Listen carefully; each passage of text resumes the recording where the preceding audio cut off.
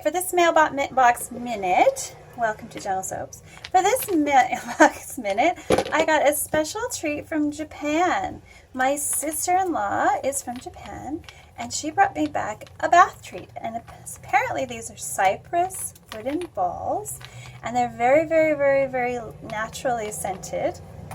I can't really smell them, but I'm guessing they're water activated. And I'll have to do a demo because you use all of them in the bath at the same time. There's some kind of wood, so we'll find out if this is a trick or a treat. All right, we'll see y'all next time. If this is something real, we'll have to figure out a North American version because dang, those are pretty little wooden balls, don't you think? We'll figure it out. We'll do something awesome. Maybe they'll just be squares. They'll float. I don't know. I don't know how to make this. This is really neat.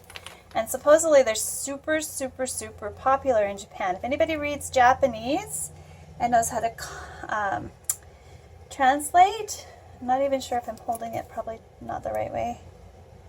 There's that one. And then there's this one. There's an awful lot there. So if you can read that, let me know.